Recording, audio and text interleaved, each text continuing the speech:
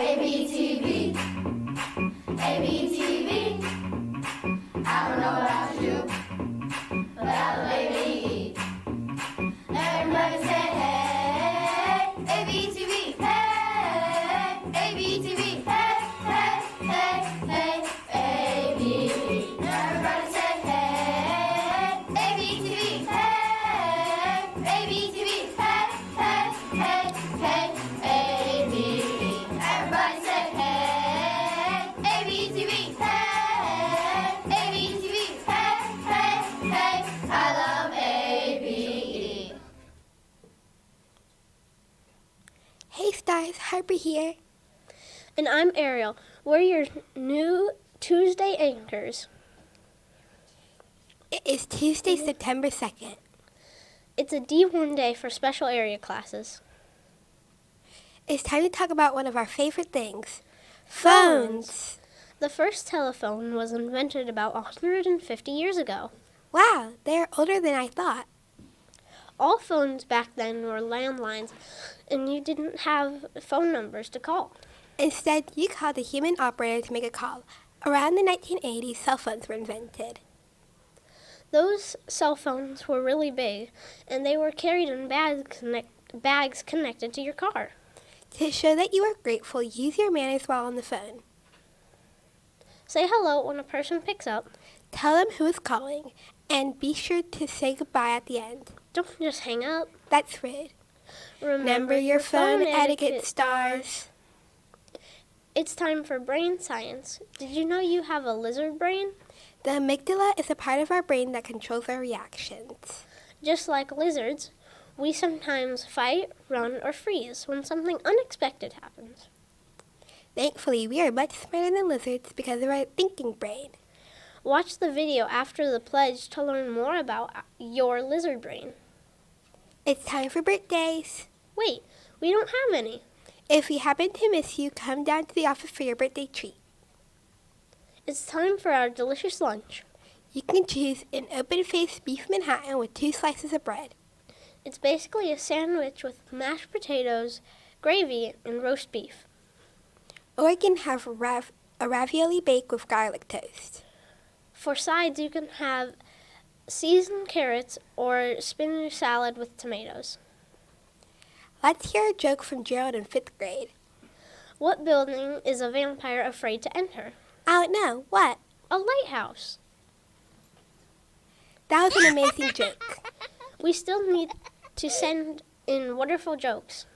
You can take jokes to the mailbox by the library or type it and send it to abtvjokes@gmail.com. Looks like that's our time. We have Mrs. Cox 3rd graders taking on the pledge leaders duty today. Make it a terrific Tuesday. Good morning and happy Tuesday, ABE Stars. So one of my favorite times every week is at 8:15 on Friday mornings at the Shining Star Wall for those students who have gone above and beyond and shining in our school. And my second favorite is getting to announce them at the beginning of the following week. So a shout out to last week's Shining Stars: Jimmy Rowe, Kaya Jenkins, Callie Nickens, Hallie Faig, Rashida Drissa, Gabe Smith, Zaina Hilo, Nora Kwiatkowski, Kiernan Coleman, Kiana Pierre, Dalen Hogan, Trey Norwood, Elaine Schaefer, Amaya May, Lindsay Nelson, Hayden Gates, Fiona Wooldridge, Kai Jones, Judah Voorhees, Lyric Hendricks, Aiden Beekler, and Eris Thompson. And a shout out to our attendance winners for each classroom last week, or grade level, I'm sorry. First grade, Miss Thompson. Second, Mrs. Curry. Third, Ms. Norwood. Fourth, Mrs. Christ. Fifth, Mrs. Nelson. Sixth, Mrs. Weber. And in life skills, Mrs. Libbs. Remember, if you miss a day, you miss a lot. And we have several guest teachers in our building today. I trust that you will treat them with kindness and respect because we should treat them as they are guests in our homes. You are Amy Beverland Stars. You're brave, brilliant, beautiful, and I believe in you. Have a great day and lead the way. Hi, my name is Brielle. Hi, my name is Iris. Hi, my name is Nikue. Hi, my name is Jeremiah. Hi, my name is Maddox. Please rise for the Pledge of Allegiance.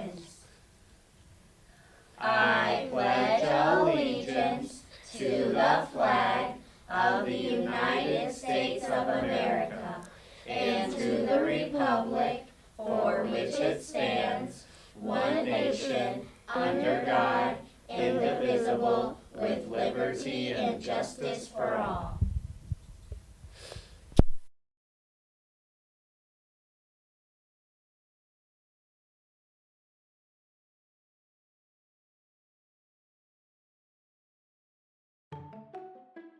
Hello, learners!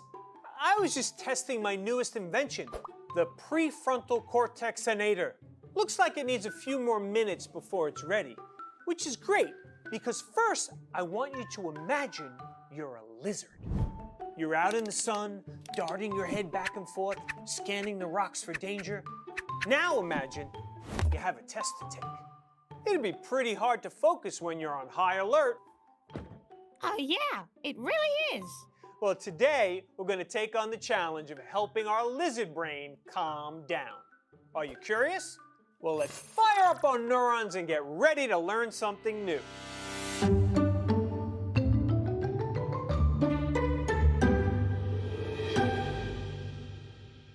My friend, Mrs. Jahelka, told me you already learned how you could use our hand to represent a model of our brain and communicate which section is in control. Like this. Can you make the model of your hand brain with me? Today, we're going to focus on two parts of the brain, the prefrontal cortex and the amygdala. Let's find them first. On our hand model, where's our prefrontal cortex? That's right, it's right here. And in our actual head, it's right here. You might have to move your head to point to your prefrontal cortex, but I don't. I like to call the prefrontal cortex the smart part. That's because it's the part of the brain that helps us make smart decisions. Like when I decided to chainsaw my way through a globe. That was fun and educational. Now where on our hand-brain model is our amygdala? Oh yeah, it's right here. We need to flip open our prefrontal cortex to see it. And in our actual brain, we have to go way deep inside. The amygdala is where we feel our emotions. Some people call it the lizard brain. Lizard brain. Like the part of the brain telling us to stick out our tongues and eat bugs? Well, not really. Whew. It's nicknamed the lizard brain because it's the only part of the brain that lizards have. You see, lizards don't have a developed prefrontal cortex that allows us to think critically and make smart decisions. The lizard brain is focused on bodily functions like breathing, eating, responding to danger. It's a survival machine. That's why lizards are always on high alert, looking for predators or running for cover. Their amygdala is in full control. Now sometimes that's good. The amygdala is amazingly helpful when there's real danger. It makes you run fast, fight back, or even freeze to protect yourself. But that's all it can do. And since its job is to respond to danger, it's always looking for danger. Imagine trying to read a book if you constantly thought a ninja was going to pop out to attack you.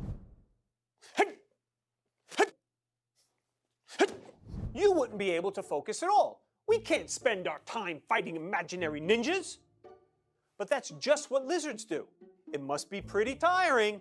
Well, imagine if you could ask a lizard what it's like to be constantly terrified, anxious, or overstimulated. Well, why imagine? Let's do it. Come on out here, Liz. Hiya, Dr. Nagler.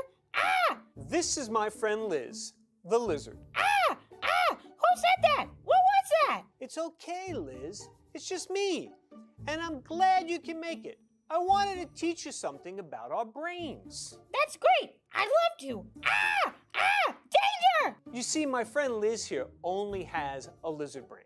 And since there's no prefrontal cortex to keep the amygdala regulated, Liz is always on high alert. Gee, I wonder what it would look like if I was on high alert. You want to try it with me?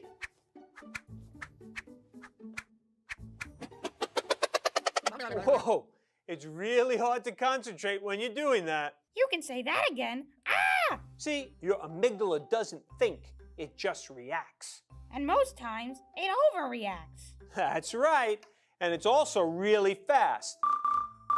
Ah! Attack! You see, before your prefrontal cortex can even respond, your amygdala will send out the signal shouting, "Alert! Alert!" But if we wait a second, our prefrontal cortex can catch up and think, hey, that's not danger. That's just the machine letting us know our helmet is ready. And it can let your amygdala know to calm down. Now I'm going to help my friend Liz here by giving them a very special prefrontal cortexinator helmet. And let me turn it on. Oh my goodness! Why, that's absolutely splendid! Well, how do you feel, Liz?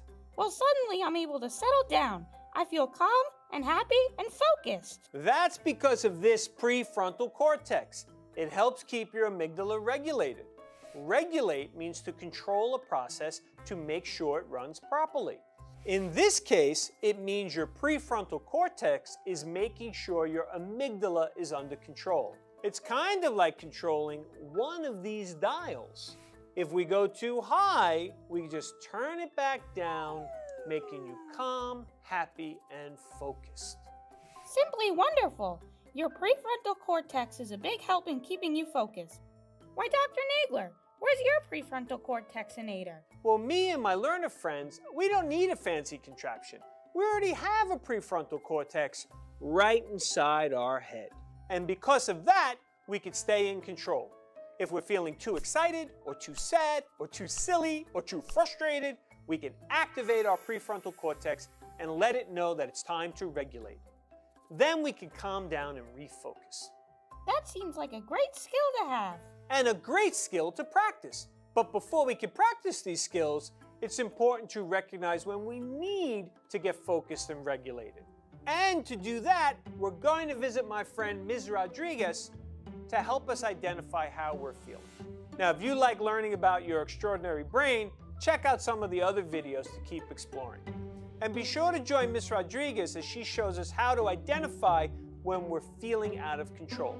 Oh, and congratulations, you just got smarter.